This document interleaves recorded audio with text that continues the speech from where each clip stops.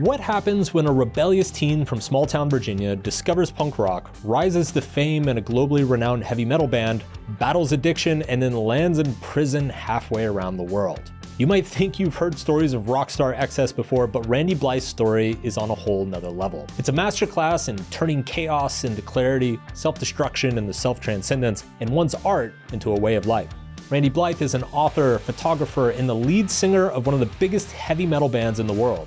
He has toured the world many times over, singing or screaming, more accurately, to millions of fans. But Randy isn't just an animal behind the microphone. He's a thoughtful, intelligent, philosophical man. And he has the scar tissue to prove it. Because Randy's life hasn't just been about sex, drugs, and rock and roll. It's been a delicate balancing act of creativity, responsibility, and sheer perseverance. So if you've ever felt pulled between your own two extremes, whether it's work and rest, ambition and burnout, darkness and light, stick around. Otherwise, you might miss out on some of the principles that could very well help you find a much needed balance. Here are just a few of the lessons that we're going to unpack in today's episode. How to reconnect with a sense of purpose, even when you're sitting in a jail cell for something you didn't do, in a country you don't know. Also, how to cope with insane amounts of pressure, battling your darkest moments when literally the entire world is watching. Why the best artwork always starts and ends with yourself, an audience of one. The unique team building and leadership lessons from a band dynamic that has lasted for decades through thick and thin. Some real talk about addiction, alcohol, heroin, groupies, you name it. Randy's probably put it up his nose or up his ass. And why the angriest music is made by the nicest people. How artwork acts as a form of catharsis for us all. We'll also talk about how to view life's hardest moments as simply new material to shape your future self, as though you were like an existential sculptor. And if you've ever wondered what could possibly shake a man so deeply that it changes his entire approach to living, well, you're about to find out. And the answers might just shift something major in your own life too. All right, so enough setup, let's get into it. This is Randy Blythe. It's the Subtle Art of Not Giving a Fuck podcast with your host, Mark Manson. Randy. Mark. So good to have you, man. Yeah. Thanks for coming out. You guys, I have to say, I mean, you know this, but I need to say it for the audience. Right. Lamb of God is probably on my Mount Rushmore of metal bands. Like massive, massive fan for a long time. Very flattering, man. Yeah. So it's been great getting to know you and meeting you, hanging out and everything. My 20-year-old self is like quivering with excitement. I want to talk about band relationships because this is something that I've thought about quite a bit. Yeah. When it's a very hairy, very unsexy marriage without any of the benefits. the coital benefits, at least in our band. Well, I've thought about this quite a bit because, from probably age 15 to 21, 22, like my dream guitar was to be a guitarist in a band like yours. Sure. And I think when you're that young, you kind of have this romantic ideal of what like a rock band, being in a rock band is like. Like you're just like rocking out with your best friends and like everything's fun and there's just parties and girls and all this stuff. Yeah. And the 80s are over, bro. Yeah, right. But like as an adult, it's been interesting as an adult as I've met a number of musicians and talked to them, like you realize like these are business partners, they're creative partners, they're roommates for months at a time. Yes. And I imagine if you've been in a band for decades, 30 years, those friendships come and go. Like, there's probably periods where you're not super close. There's periods where you're like really close. Maybe you like lose touch with people and then kind of come back together. Like, but you still have to work together. You still have to be professionals and you still have to be creative together and listen to each other. And like, I actually, as an adult, I look at a band, like the band relationship, and I imagine it's got to be one of the hardest working relationships. Like, I can't think of an analog, right? Like, like if you're on a sports team with somebody, it's only going to last for a few years. Somebody's going to get traded or whatever. Right. If you're in a company, everybody's always kind of shifting and moving around. Like when you're in a band, it's like a marriage. Yeah. Like the idea is that you do this forever together. Yeah. Even if the guy pisses you off or farts in his sleep and like, you know, I don't know. Like I'm just curious to hear your thoughts on this. Is it the hardest relationship possible? I mean, I think Professional relationship. I don't know, submariners, dudes who go down underwater. I grew up in a Navy town in Norfolk, Virginia, and you'd see them come off the submarine cruises. We called them bubbleheads. Yeah. And they were weird. You know, they'd been underwater way too long, playing D&D together, working it out. So, you know, that's a pretty intense relationship. I think the intensity of probably people who serve in combat together is much more intense than our relationship. And they form these lifelong bonds because they've been through these horrific experiences together. But as you're saying, I mean, hopefully in most places that sort of relationship has its time and its place and its intensities. Ours is long term. It's strange to me because it's sort of there's very few bands that last as long as ours do. Yeah. And it's strange for me to say that, you know, we're kind of moving into the legacy sort of era.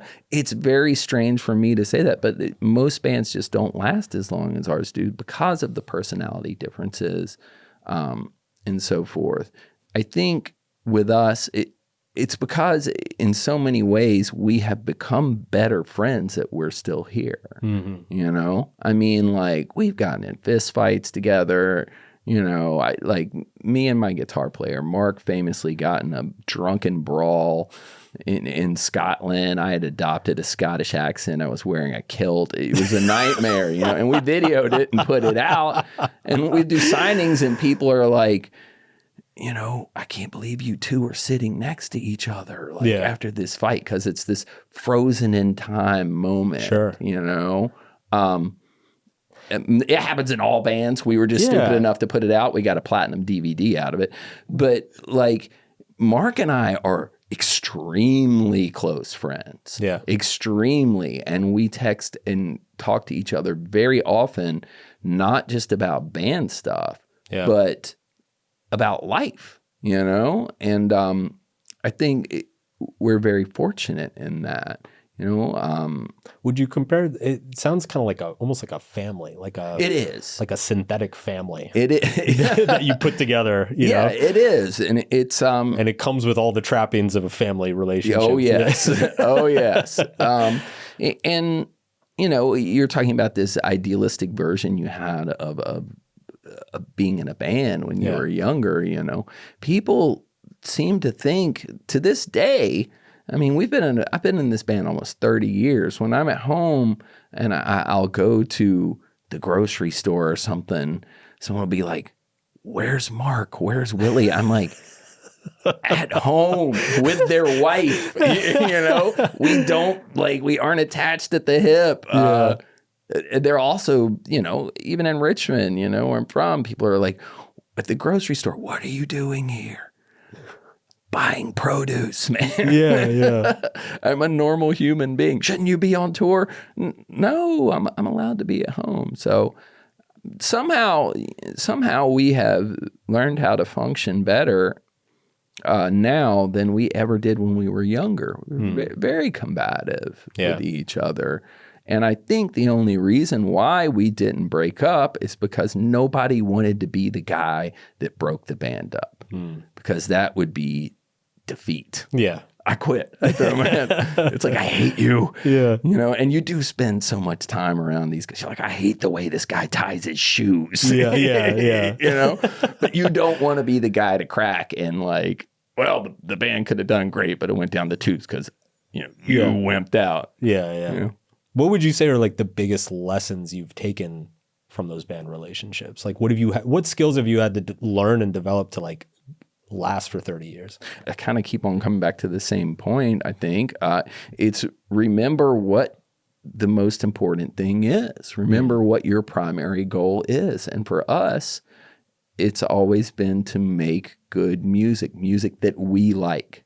We're not writing it like we love our fans. They've provided us a life beyond my wildest dreams. You know, I never thought I'd get to go to Japan or whatever.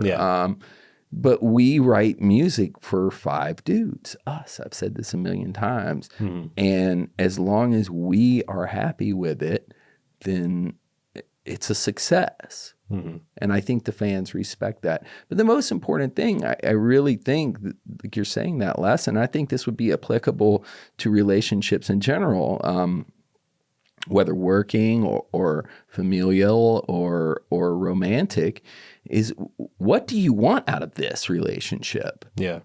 You know? What is the most important thing in this relationship, and what started this relationship? If you can remember that, I think you're going to be successful. Yeah, that makes sense. As long as the personalities don't get too divergent. Yeah. You know?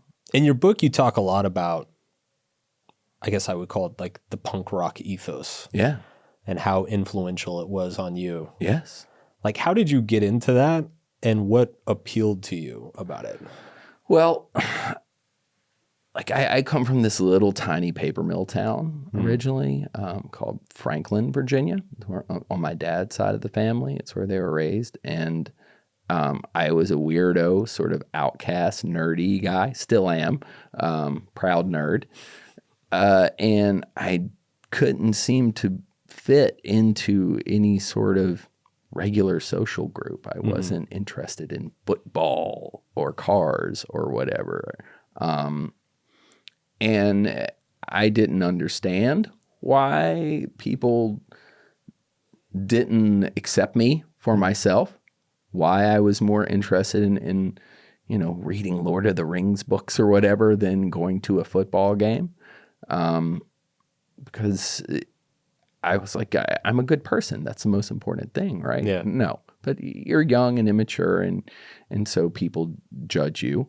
And so I felt pretty alienated. But since I lived in this little town, there was no record stores or anything. The only sort of music I heard was on the radio. And so I liked Black Sabbath, because I had wound up getting a Black Sabbath cassette. And I liked the song Shout at the Devil by Motley Crue. Yeah. And I went away to a gifted and talented summer camp at the University of Virginia. And this skateboarder, I was also a skateboarder, this guy was like, what music do you like? And this guy, Jason Smith, shout out to you if you're ever hear this. I'm like, well, I've been listening to this band, Motley Crue. They're pretty aggressive. He's like, oh no, dude, you need to check this out. And hands me this cassette tape he made me with Nevermind the Bollocks, Here's the Sex Pistols on it. And I listened to it, and from the first note of the first song, Holidays in the Sun, it's like this marching. It was just aggressive, and I was like, oh. And then John Lydon came on and started singing, and I could tell he was pissed off. Right from the beginning. And I immediately felt this connection. And it took me years to understand a lot of what he was singing about, because it was very specific to British culture during Thatcher's England. Yeah. But there were definitely parallels to American culture at the time, being Reagan's America and all this other stuff. So I learned, I just heard this. I'm like, what is this music? This is punk rock. This is what you need to listen to. And I'm like, you're right. It is, because it felt real. It wasn't a guy with perfect pitch singing, and it wasn't overproduced. It was just raw and gut feeling. From there, I became, once again, through skateboarding, I became more involved in like the American punk scene. And I would go see bands at these small clubs. Unlike when my first concert I ever went to, a big one, was ZZ Top, right? Yeah. I didn't get to meet the dudes in ZZ Top. I stood in the audience amongst everybody and watched them do their thing, and they had a light show, and it was great at a place called the Hampton Coliseum. But when I went to go see Corrosion of Conformity or the Bad Brains or Agent Orange or the Vandals from out here in Southern California, they were the guys at the merch table afterwards selling stuff. And so I could just talk to these dudes and meet them. And it was sort of a community. And it wasn't just the music that was speaking to my sort of teenage angst or discontent with the way the world was running. It was also a feeling of community. Yeah. And that a self-sustaining community, which was extremely appealing to me. Yeah. And still is to this day. So that's how I became involved with it. Punk rock's like, it's very interesting to me culturally looking back because it was, I mean, you mentioned the 80s, like it was clearly very subversive of everything, right? It was just kind of fuck the man, fuck the system. Absolutely. You know, put everybody on the same level, intentionally jarring, like at times just ugly sounding, not playing their instruments correctly. Like that's part of the point, right? And anyone can do it. Yeah. And it's interesting to me that ironically, like it influenced culture in the 90s and 2000s, and kind of the subversion became almost mainstream. Oh yes. And like the self-destructive aspect of it became cool. Right. And I just find it so interesting to think about that these days, because today, if you think about what is subversive, it's the opposite of self-destruction. Like being so, like the punk rock of today is like quitting drugs and alcohol and waking up at 4 a.m. and like not dating and, you know, like being a monk basically, you know? Right. And I don't know. I look at like what Gen Z is doing today to kind of quote unquote stick it to the man.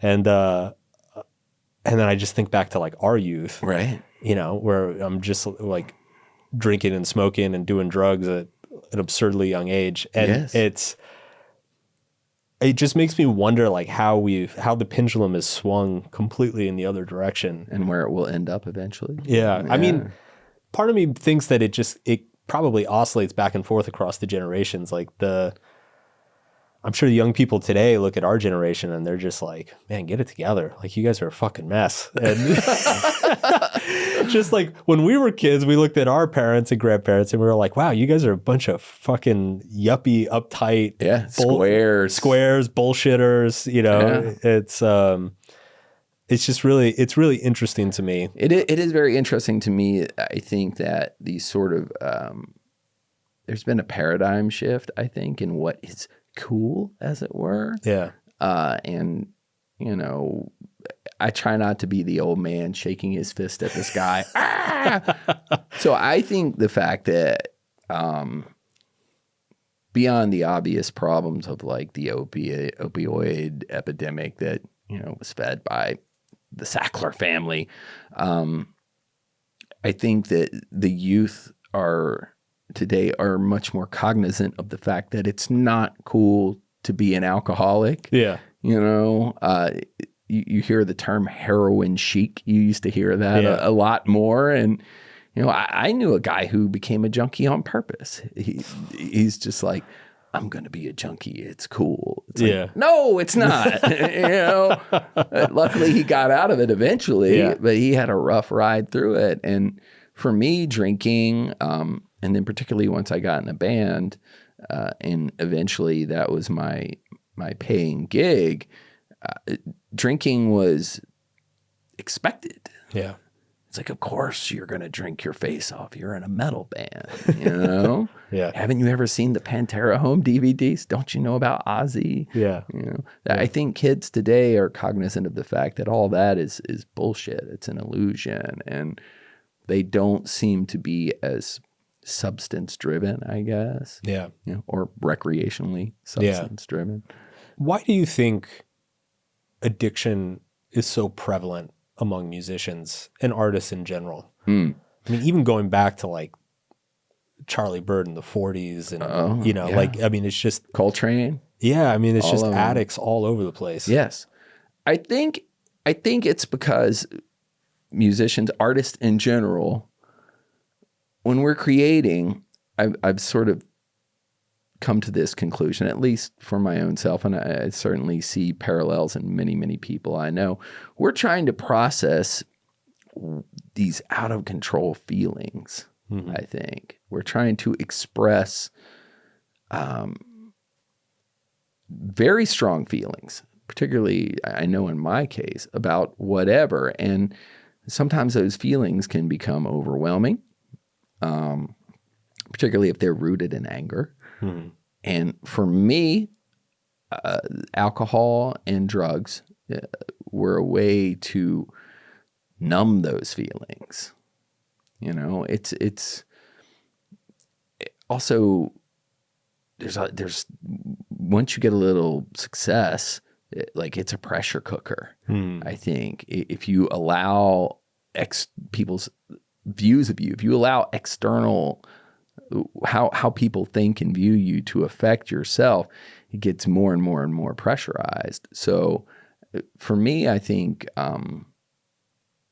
and for a lot of artists and musicians and writers and actors or whatever, numbing those feelings is a way to function in the world.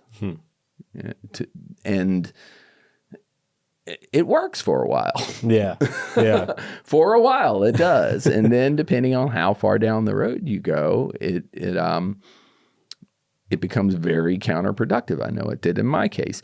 But I certainly bought into the cultural myth of the hard drinking musician, writer, even partying like photographer. It's weird as it is. And all the when I was younger and I went to write, I read Bukowski and Hemingway and Hunter S. Thompson, this supremely male canon of authors, all of whom were lunatics. Yeah.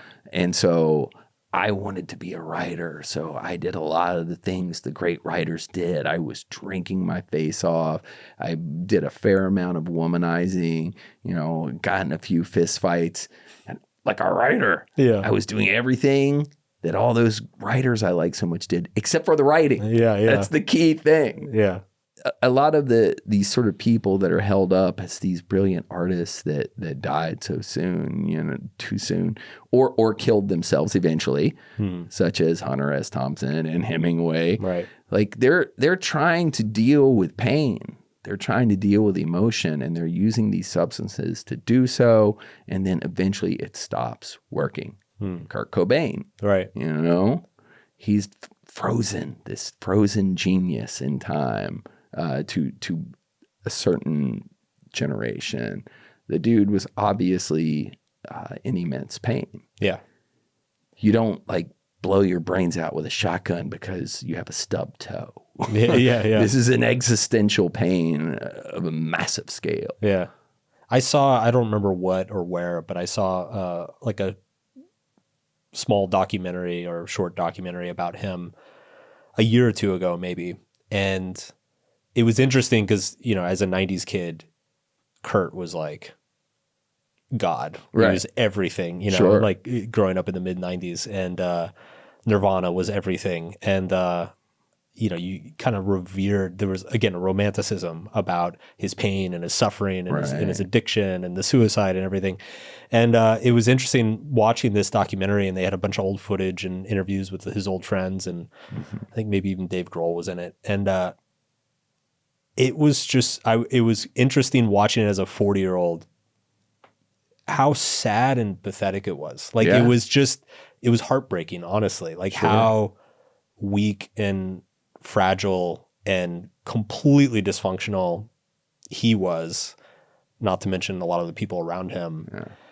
And I don't know, I just had this moment of I can't believe this guy was a cultural icon, it's what a strange time. It was very strange to me at the time that it was occurring, because I'm a little bit older than you. Yeah. I'll be 54 next month. When Nirvana broke, I didn't quite understand the whole major label system yet. It was just a dirty word to me, major label, coming from the punk rock world. So I didn't pay any attention to it. But I remember I loved their first record, Bleach. Yeah. It's they recorded it for $600 in a case of beer, supposedly. Yeah. And they were these dirt bags from up above Seattle, somewhere like Aberdeen, I think. And I loved that record, and they were a cool band, another sub pop band, Soundgarden was at the time. But then before Nevermind came out, I remember going to the record store and seeing posters everywhere and free Nirvana stickers and Nirvana mobiles hanging from the ceiling above the cash register. And I'm like the dudes from Seattle, the guys who wear flannel, why are they, what is going on? Why did all of a sudden they care about them? Because their t-shirts that they wore, they sold on the first, like the Bleach tour, it said smoke crack and worship Satan or something on the back. It's like, it did not compute, you know? Yeah. And then they had that cultural moment when Smells Like Teen Spirit came out, and I was just baffled by it. But then years later, when Green Day happened, I was like, oh, this is what's happening. Yeah. You know, because I knew their first 2 records, they were on a small label called Lookout. And I was like, oh, this is happening. The Nirvana thing is happening again. Yeah. You know? Yeah. Coming back to your experience with addiction, when you got clean, did that change your relationship with your creativity? Did it change the process? Yes. How so? It made it overwhelming at first because it was, I used to love to take pills and to write. Yeah. You know, I'm like, I would tell my ex, like, because I wouldn't be drinking at home for a while because she had had enough of my drunken nonsense. But I'd be like, I need to take some pills because this will put me in the right mind state. Really, all I was doing was sitting in my shed listening to Black Sabbath and nodding out. Just getting fucked up. And I'd look at some lines I wrote the next day and it's just like, ugh, I can't even read this shit, right? Yeah. And so I felt like when I got sober, when I removed all the substances, it was like I'd been in a hole with a cover over it for years. And then all of a sudden the cover was removed and I came out and there's sunlight. And if you've been in the dark for 20 years, it hurts your eyes. So I'm like, oh my God, what is going on? Everything is bright, bright, bright. But after that leveled out, the sort of like dampening filter that alcohol and drugs had placed over the creative side of my brain was removed, and it's just constant ideas. And it's something that is the biggest problem with me today with my creativity is not looking for something. It's trying to decide what. I have so many different things I want to do. Yeah. Constantly, and it's like, okay, I have to focus. I'm working on this book, but I want to go do this killer photo shoot these people asked me to do, you know? Or this guy asked me to be on his record and I've listened to him since high school. I got time to squeeze that in. It's a matter of figuring out how to focus. I think the ideas flow much faster, much stronger, and with more clarity. Yeah. Now. But there was like an adjustment period. Very much so. Yeah. And I was definitely afraid a bit that once I got sober, the creativity would abandon me. It's the opposite. It's funny you mentioned the ideas thing. I've actually found that I think the most common question I get from people who don't work in a creative industry to me or to other creatives is, where do you get your ideas? Where do you get that? Where do you get your ideas? Like I get asked that so many times and I always tell, I'm like, the ideas are never the problem. Like I never worry about ideas. No. Ever. It's always, what are the good ideas? Exactly. And how do you get the most out of them? How do you actually execute on them? I think that's a misperception people who do not work in creative field have. It's that we have this idea. I have this idea. I'm going to write a short story about the time I did Mark Manson's podcast. And I sit down at 2 p.m. and I tap, tap, tap, tap, tap, tap for 2 hours and ching, there it is. It's perfect. You know? That happens every now and then. Yeah. Most of the time, it's like chucking out garbage until you find, the diamond ring that you accidentally threw in the garbage. Or you start writing that short story and that reminds you of the time in 2013 where you like did this interview in London and this crazy thing. So then you start writing that, and then that gives you 2 ideas for fiction stories, and you start writing those, and then it's like this tree, these like a decision tree that you follow. Sure, absolutely. Till you get to the end. The important thing, I think, for anyone struggling who's like, I don't know what to do, is to start. Yeah.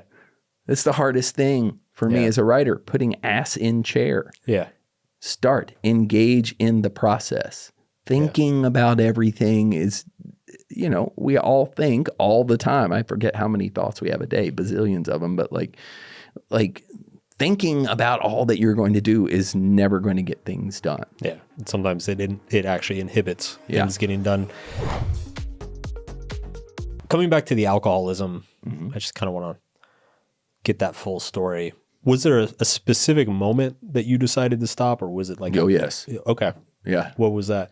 Do you want me to tell you about my last day drinking? Sure. Let's go there. October 17th, 2010. Okay. Lamb of God was on tour with a band called Metallica in Australia. Yeah, you've heard of them, I think. Most people have. And I went out with we were in Brisbane, Australia, and I started out the evening with some friends. We had a day off at a pub on this street in Brisbane, an Irish pub. I went and saw it like a few months ago when I was down there. I'm sitting there drinking with two of my friends, and then this fan walks in, and he just sits down at the table and just stares at me. And I'm like, this is really weird. I'm like, how are you doing, dude? He's like, I'm drinking with you tonight. And I'm like, oh, God. So I'm like, it's nice to meet you. I get up to go take a leak, and I look at my friends. I'm like, get rid of this guy. You know, he's just staring at me. And I come back, and he's sitting there, and my friends are like, he won't leave. So I'm like, well, all right. If you're gonna hang out, you're buying. Yeah. So I'm like, order some shots, bro. And he brings some shots and pints, and I'm like, again. And I am trying. We went to like 3 or 4 different bars. It was not fun, dude. I burned up every single Australian dollar in that dude's wallet trying to get him to leave. And at the end of the night, we drank, I remember, and I was mean to him. I feel bad about it to this day. He was weird. Yeah. Right? But like, I was just an asshole to this guy. I'm like, come on, shot boy, get another one, and he would. And it was horrifying, man. And at the end of the night, I started in the early afternoon, drank until like midnight or something. So all day, just drinking on this guy's tab. The end of the night, we walked out of the final bar. My friends left, and this drunk guy is like, he can barely walk.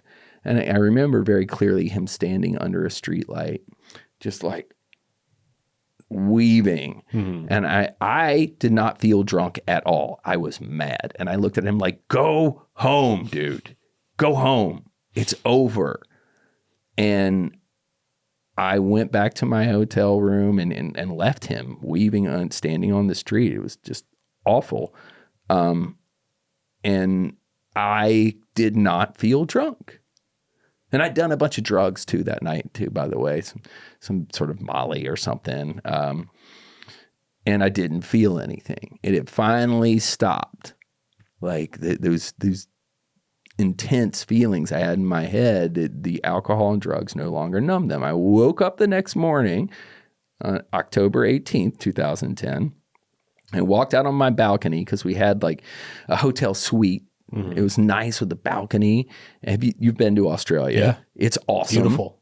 So I'm in Brisbane, and we're 1 block away. Down to the left is the Brisbane Botanical Gardens, which are beautiful, and they have weird plants and Australian animals of whatever undetermined nature with things in the trees. Across the street was one of my favorite bookstores of all time, and then all down the street to the right were all these great restaurants. And I just woke up and walked out on this sunny balcony, and I was like, I do not want to exist anymore. And I didn't feel suicidal. I didn't want to kill myself. I just wanted to vanish from existence. Poof. And I was like, oh my God, dude, I'm in Australia, which is awesome. I'm opening up for Metallica. I have money in the bank. I had a wife still. I got a house back at home. I have a career. We got fans. And I feel utterly empty. And I looked over. There was a table on the balcony, and I saw all these beer bottles that I had carefully lined up the night before because I get a little OCD with things. And all the labels were pointing the same way, and they were lined perfectly up. Very neat. all empty. And I looked at the beer bottles and I was like, that is a metaphor for my life. I am just an empty container to pour alcohol into. And on the outside, everything looks well ordered. Yeah. But all it would take is just a push and they would fall and break, you know? So I was like, that's my life. I don't want to exist anymore. So I thought maybe, just maybe, if I don't drink and do drugs like a maniac, I'll feel a little better. And so I went to the gig that night, and Hetfield was sober, and there's 3 or 4 other guys on their crew that were sober, because they had talked to me, because we had been on tour with them for about 2 years off and on, and it was obvious I was in rough shape. Yeah, you know, I many different continents, completely shit-faced. Yeah. They had kind of mentioned it to me. So I went to these dudes and I was like, help, help, how do you do this? And they calm me down, you know, a little bit. They're like, you just have to worry about today, man. You don't have to worry about tomorrow. You can get through this. And so they calmed me down a bit. And then I went on stage in front of 14,000 people and weeping profusely. Wow. And my hair was long at the time, so nobody could see, but I'm like, have my hair down in my eyes, and the band is chunk, chunk, chunk, chunk, chunk. See who gives a fuck. Oh my God. In between, like, oh my life. What is happening? Just weeping in front of 14,000 people uncontrollably for 45 minutes. Oh my God. But somehow I got through it. And that was my last day drinking and my first day sober. Wow. And so since then, you know, the next day I just didn't drink again. I was like, I'm just not going to drink today. I'm going to try, man. I'm going to try. And day after day after day after day. And 14 years later, here I am with you. How hard was it, that initial stretch? Like, when did it start getting easier, or like were you like less raw and emotional? It was very strange. Like, I was in Australia for the whole first month of my sobriety. So we had 17 days off. And everybody else flew home, but I stayed there with some friends on a sea island south of Melbourne called Phillip Island. And I had my own car, and it was just magic. I just drove around and went to the koala sanctuary or went to the ocean. We went camping in the rainforest. It was amazing. And I had this, some people refer to it as the pink cloud when you get sober. Everything has been so horrific. Now that you're sober, everything's, oh, wow, you wake up, you don't feel like killing yourself. Isn't that great? I was annoyingly happy to be sober for the first month or so. Yeah. I was like, I'm sober. I was like, this is great. And, you know, some guys are like, maybe you ought to have, I liked you better when you were drunk. You know, at least you weren't up my butt so much about how awesome everything is. And that level of stoke is not sustainable. Right. So, of course, I come home, and then about 2 months into it, all of a sudden I fall into an immense depression. And intellectually, I knew my life was way better. I knew that everything was getting better, that I was fine, but emotionally, I remember going into my backyard and just weeping, and like being in the morning, being unable to tie my shoes. I was like, I can't do it. I just can't, looking at my shoes, like I can't do this. So I talked to a friend who was sober, and he's like, look, dude, ride it out. See if you can make it like 6 months. At one point, I went to my family. I was like, y'all are going to have to lock me up. Something's wrong with me. I'm not going to drink, but I feel crazy. And a friend of mine told me, he's like, look, dude, you drank and did drugs. And a lot of drugs, a lot of alcohol for 22 years. That changes the neural pathways in your brains. Shit gets fucked up. So the synapses were no longer connecting without alcohol. And he's like, it may take a little while for you to level out, but see if you can make it 6 months without going on drugs, because a psychiatrist is going to have a hard time accurately assessing what's wrong with you because you scrambled your brain for 22 years. Sure. You know, sometimes it's just tough and you got to ride it out. So I waited, I made it to 6 months and I was still just overwhelmingly depressed. So then I went to a shrink and they prescribed me, they explained to me like, look, you may need your brain need a little kickstart producing serotonin again. You've abused it so long that the synapses will no longer connect. And you might not have to be on it forever, but you might just need a little kickstart. So they put me on this drug called Prestique at first, which it just sounds so posh. It sounds like a Louis Vuitton handbag or something. Yeah, exactly. And it's the Louis Vuitton bag of antidepressants, right? There you go. And I wasn't depressed, but I felt like I was coming down from cocaine all the time. Like, and I was like, this sucks. So then he put me on this other drug called Lexapro. And I was on that for about a year and a half and I leveled out. And I haven't had to take it at all. It just like, that was the thing you don't think about when you're partying so much, is like you are doing very real, you're altering your brain chemistry. Right. And then when you do it for that long, it can have permanent pathways get burned in there. I've read that if you're a chronic drinker for a long period of time, from the time you quit, it can take upwards of a year to even just for your brain to kind of get back to like default. Yes. Yeah. Yeah, bro.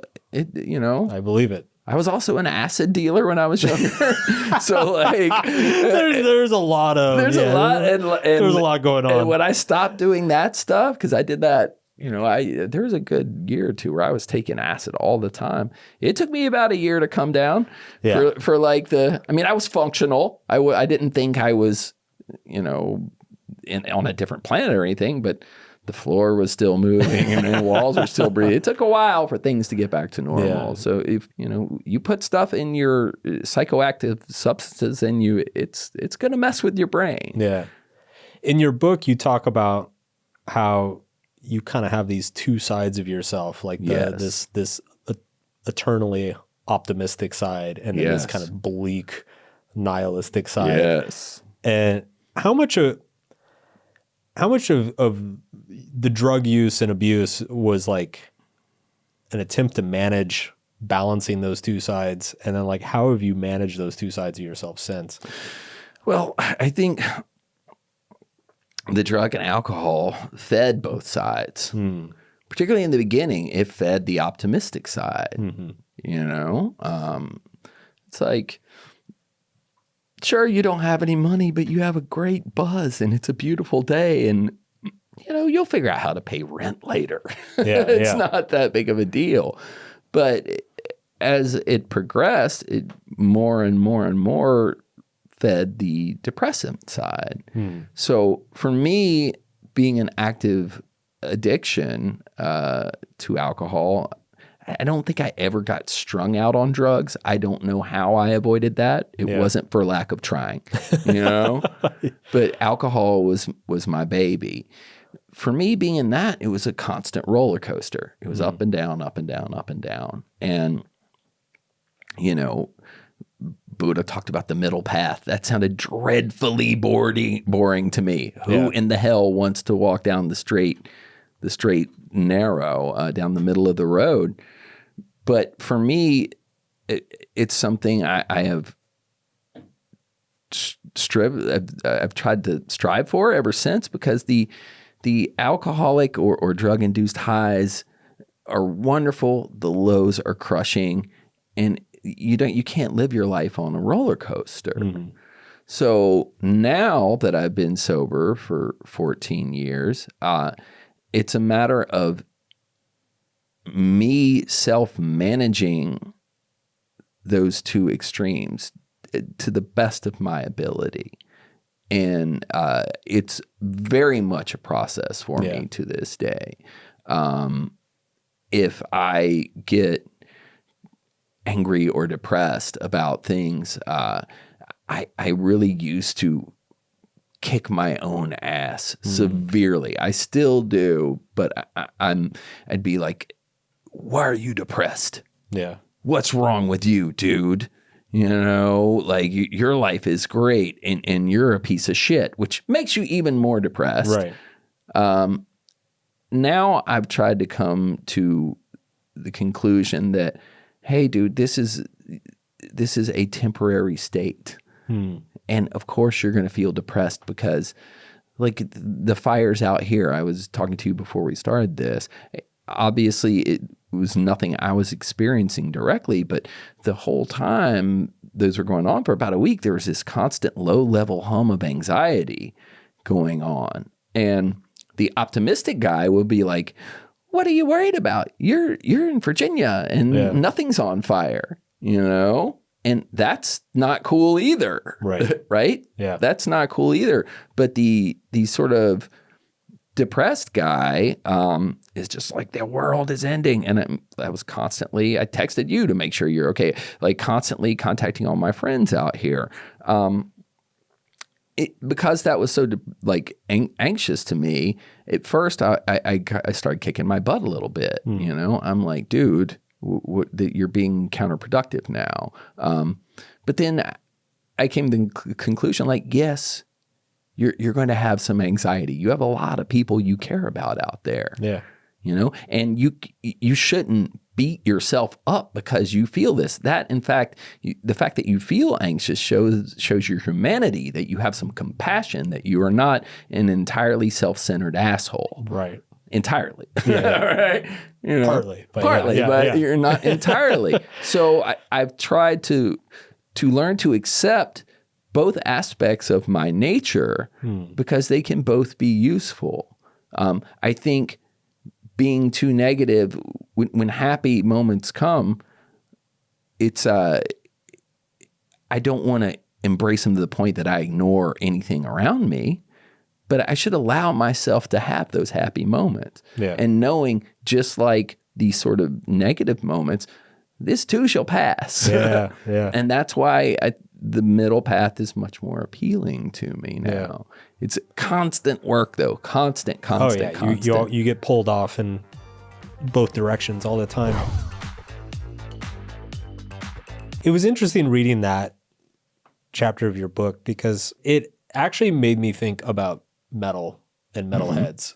Because as a lifelong metalhead, my observation, and I think this is true about myself as well, is that metalheads are actually, I think most non-metalheads would be surprised at how nice and friendly metalheads are. They are. If you go to a metal show and hang out around a mosh pit, people are actually much more polite than if you go, I don't know, to like a Taylor Swift concert or something like that. Like people are incredibly conscientious and aware and caring in a way. And my observation over the years is that I think what draws a lot of people to metal is that they are very nice, friendly, caring people, but they have this darkness in them. But because they're so nice and friendly, they don't really let themselves access that darkness. And it's like metal's like a socially appropriate format to like access the darkness. Like that definitely recognizes reality. Yeah. Like that definitely feels true for myself. Like I definitely like I've thought for a long time, like for me, the appeal of metal music or just heavy aggressive music in general is like, it's a context where it's okay for like my inner nihilistic asshole shithead demon face person to like come out briefly in a very specific venue and format. And then like, okay, now I'm back to like being nice, friendly Mark. Yeah. You know? Absolutely. And you're 100% correct. Like, I mean, the satanic panic of the 80s, you know, everybody like Judas Priest is getting sued and all this crazy shit, you know, and they're like, these people are evil. Yeah. Evil. I think there's still a bit of a cultural hangover from that. But my mom has met a lot of, you know, really well-known metal musicians and people from the hardcore scene as well, that some of them look pretty freaking scary, you know? And she's like, honey, your friends are so nice. And I'm like, yes.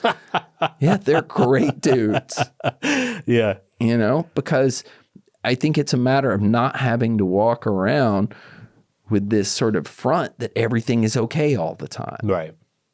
Yeah. Because everything isn't okay all the time. Yeah. You know, that doesn't mean we have to spiral down into this pit of despair, but we should recognize it. Yeah. I love a lot of different types of music, but there's something cathartic or like almost therapeutic about metal. Yeah. At least for me personally. I'm sure for many people. Yeah, I'm sure people feel this way about other types of music as well, but it's like, I think there's a certain kind of aggression or anger that is relieved from you after a good metal show. Yeah, absolutely. Yeah. Everybody walks away. You may walk away with a black eye, but you'll be smiling, you know, and that's just the way it is. I think people look at it from the outside and it looks like this violent, chaotic thing. Yeah. And there's physical expression, you know, of those emotions, and there are jerks and whatever social, but for the great part, man, people are so cool. Yeah. And everybody walks out stoked. Yeah. It's, I guess, I mean, if you think about the role of music in human culture in general, like it's probably to help people process and express emotions that they normally aren't able to like process and express. Like that is the fundamental purpose. You went through a fucking nightmare situation about 12 years ago, I believe. Yeah. Yeah. 12, 13 years ago. The Czech Republic. Yeah. If you're open to, I'd be curious to like dive into that story and hear a little bit about those experiences of what you went through. Well, basically what happened is we played a show in Prague in 2010. It was our first show. And it was in a small club. It was a nightmare. They had a barricade, but it was pushed flush to the stage. So it's basically a bicycle rack pushed flush to the stage, which became a ladder. It was a small club. We had, because we have a security agreement with every club that we play, even the smaller clubs, and our tour manager will go through what we expect, and there's a meeting. He did all that. Security showed up and just stood on the side of the stage and did nothing. So for the whole show, there were all these kids for the entire show coming on and off the stage. It was just a nightmare. Dangerous situation. Yeah. Climbing up and then stage diving. Yeah. There's video of most of the show. Within 15 seconds, like there's kids running on stage. And we have equipment everywhere. Yeah. And you can't do your job. So there was just lots of, I should have stopped the show, right? In retrospect, should have stopped the show. But then if you stop the show, they get mad. And, right. You know, so we got through it. It was not fun. And so we split. And then, you know, everybody was like, that sucked. And then 2 years later, we come back to play our next show. We flew from, I believe, Norway to Prague. And landed at the airport in Prague, and I got off the plane, and my band did, and I was very excited because Prague is a beautiful city, and I'd walked around it the day before, and I wanted to go and go get a coffee and go to like some of Kafka's haunts or whatever. So I'm very excited. We get off the plane, and this woman is looking at people's passports as we're getting off the plane, which is kind of weird, but whatever. And I saw they took my bass players, and they were taking some of our crews, and I handed her, and they were diverting me and everybody in our crew into one room, and everybody else got off the jet bridge, you know, at the end of the jet bridge to walk into the airport. They diverted us into one room. I walked into this room, and my bass player was in there first, and there were, I think, 8 or 9 people. There was a woman who turned out to be a detective, and like 3 big, like Slavic plainclothes, like tough guy cops, and then like 4 or 5 guys in masks with machine guns and the whole. Wow. They looked like they were there to get bin Laden, basically. So once they had all of us in there, this woman comes up to me and she has my passport in her hand and she says, "Are you David Blythe?" And I'm like, "Yes." She goes, "This is for you. I need you to gather any medicines you have or anything you may need. You have to come with us." And I looked at this piece of paper and it was in English, kind of broken. It was a legal document, obviously. And I was being charged with the Czech equivalent of manslaughter because after our last show, apparently a young man was on stage. The charges said that I purposely threw him from the stage. He fell, hit his head, went into a coma, died a month later. And that had been 2 years ago. We had zero clue anybody had been injured, much less someone had died. Right. So I'm like, what the fuck? You know? So they put me in a car and carry me off to the jail, the city jail in Prague. And I was there for 3 days. And then they took me to Pankratz prison, remand prison, which was, I think, 137 years old at the time. This crumbling prison that the Nazis had when they had control of the Czech Republic. And I was there for 34 days. So I was locked up for 37 days total. They gave me bail, which I paid. It was almost $250,000. My band paid it. Jeez. But then, unlike America, where if you pay your bail, it's like, okay, cool, you're out, show up at the court date. There, the prosecuting attorney objected. He's like, no, we want to keep him in prison. So they doubled it. So you're pushing $500,000 by this time. Luckily, we have some wealthy friends who loaned us the money he had offered to help us. So I got out after being locked up in Prague for 37 days. We didn't let the prosecuting attorney know that I kind of snuck out of the country because he could have objected again and I would have been rearrested. And I left and flew back to America and went on stage like 10 days later at Knotfest in Iowa. Jeez. And then we had to go and tour because I had to pay for the 5 lawyers I had. 6 months later, I went back to Prague for a month and a half to stand trial and was found not guilty. So, it was a very sad situation. The American government had been contacted by the Czech government after this young man had died. And we're like, we want to investigate this guy, maybe in connection with this young man's death, talking about me because there were people saying I had run and shoved him off the stage. And the American government said, yeah, this sounds like nonsense. No, we won't cooperate with you. But the American government never let me know. So it's not like, oops, you got a parking ticket. Yeah, right. Someone died. Right. You know, and had I been aware of that fact, I would have gone there to deal with it. Yeah. You know, but they didn't let me know. So I wound up in prison going through all this nonsense. And I felt compelled to go back to go to trial because they wouldn't have extradited me. The American government would not have cooperated with that, because I felt obligated to try and provide the family of this young man any answers I had, the best of my ability. Right. Once again, it's not like a parking ticket. Yeah. All these poor people, they lost their son. All they knew is that he had gone to go see my band and had died a month later.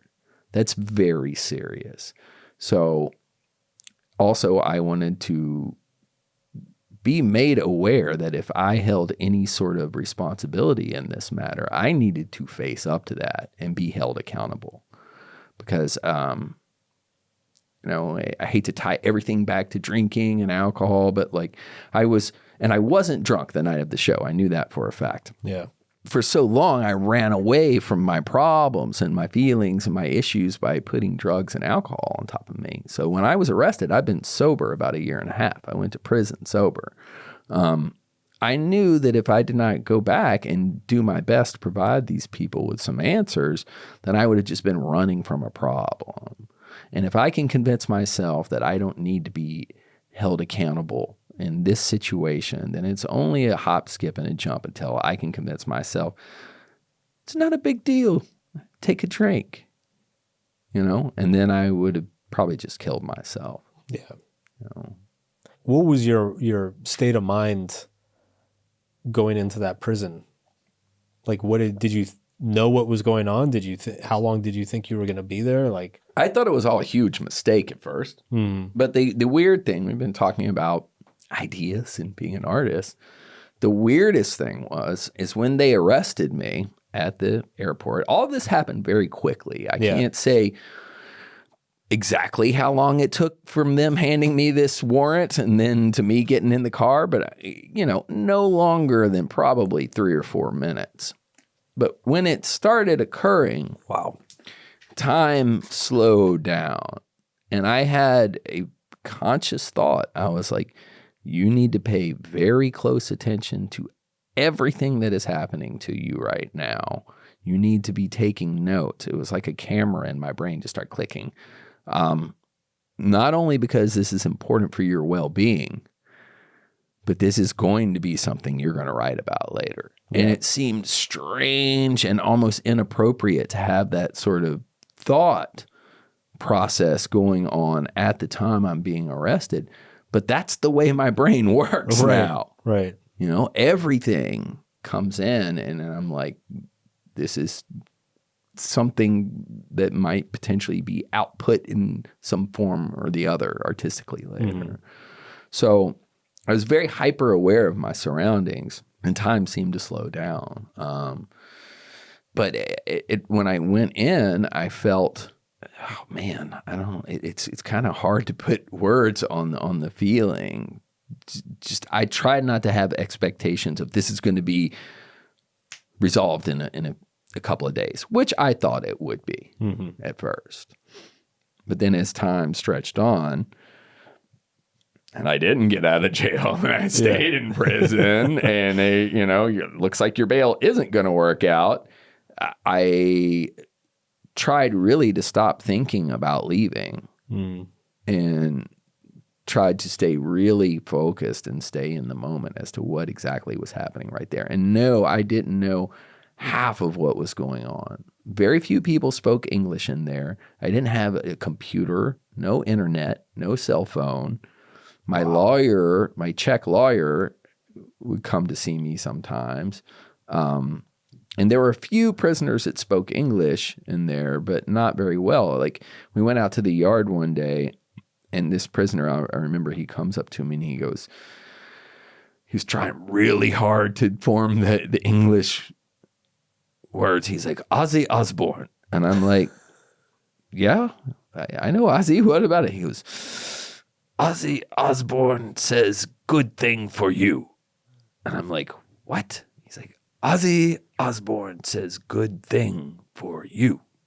And I'm like, okay, maybe Ozzy said something, and him and Sharon had, and they had actually written a letter to the judge which I still have a copy of it, that said, we've known this guy since 2004. He's a good dude, and we're not asking you not to charge him, but please just honor his bail and let him go. And we will come and we will put on an Ozfest at our expense in the Czech Republic, and you can donate all the money to whatever charitable proceeds you want. Just let this dude go. Let him get a chance to stand trial. So, there was a lot of people in the music community speaking out for me, but I had zero clue. Yeah. Because I was stuck in a Misfits song, dude. That's what it was like. It was crazy. That prison would never be allowed to be open today in America. They'd nuke it and turn it into a Walmart immediately. Jeez. It was crazy. So your approach was just try not to have any expectation, focus on taking it day by day. Day by day. And to remain grateful for the things that I have in that moment rather than upset for the things that I don't have, including my physical freedom. Yeah. So I'm sitting in prison and I'm like, this sucks. And food was horrible and nobody speaks the language. And I don't know if someone's going to try and stab me because I don't know how people are viewing me. Czechs are not very outwardly emotive. Yeah. So when they're speaking and everyone knew I was in there, like the first day I walked into population, and I wasn't in some sort of celebrity cell or either. I was in population. It was like when the needles on the record, like everybody looks at me. Ooh, there's the American rock star. Yeah. And the Czech papers were, particularly this one tabloid, which is the biggest selling paper in the Czech Republic, was painting me as some sort of like murderous Viking American guy, like they printed all sorts of nonsense. Like they said I'd kicked a woman to death or some crazy shit. Like, yeah, to where my lawyers had to threaten to sue them. So everybody knew, I think more than me, at least what the external perception of my situation was. Yeah. So it was, I don't know, I really had no choice but to come to some acceptance and also to remain grateful because I was like, this sucks, right? But I'm not in Afghanistan in a Quonset hut right now with like AK-47 rounds whipping over my head. Right. And there are guys going through that. Yeah. There are men and women stationed like in those situations. And there's people somewhere going through something much worse than me. The food sucks, but at least I have food. Yeah. And I tried to really keep that in the forefront of my mind. It helped me immensely. What lessons have you taken away from that experience? Don't go to prison. Don't go to prison. It sucks, bro. We'll put that in the show notes in case it's not clear for people. It sucks. I think for me, the further I stay away from the more time that goes from that until now, it's harder to remember. It's hard to remember just how bad it was, and yet I somehow amazingly managed to stay relatively calm through it. So now when I get upset over something relatively minor and the big things in life, like if some sort of catastrophe happens right now, I'm your guy, right? I'm good. Yeah. Right? We're going to handle it because I'm calm and I'm level-headed and I get focused.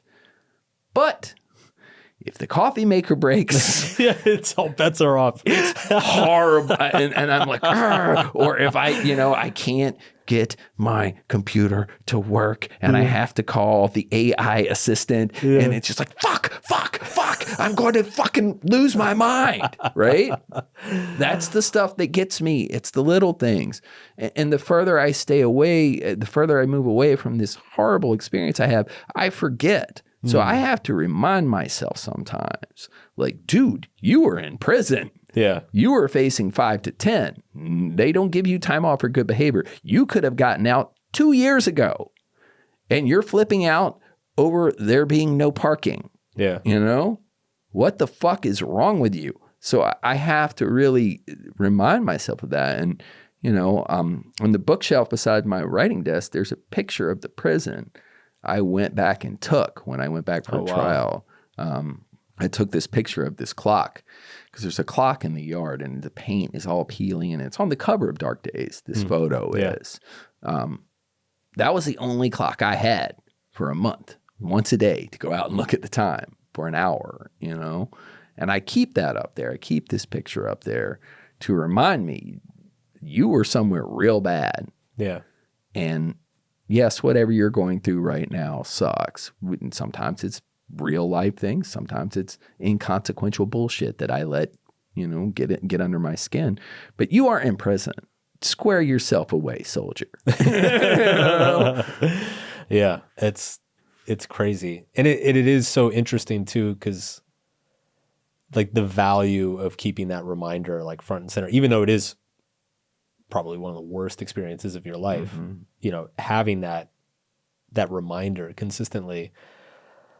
Yeah, it's also, I'm alive though. It sets perspective. I'm alive to remember that. Yeah.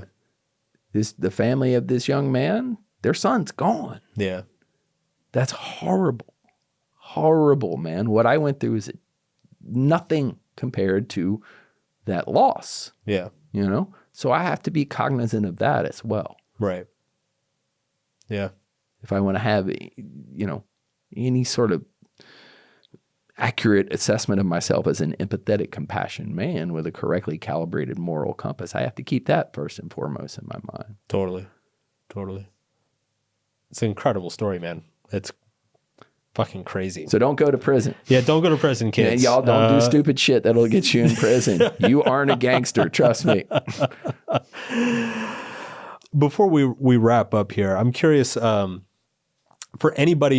young people out there who aspire to maybe have a career in music or as a writer or as photography, any sort of creative field, like what's your go-to advice? Do what you want to do. Do it. That's the only way you're going to get better at it. For music, it's always been the same advice for me is practice as much as you can. Practice. We used to practice 6 days a week when nobody cared about us.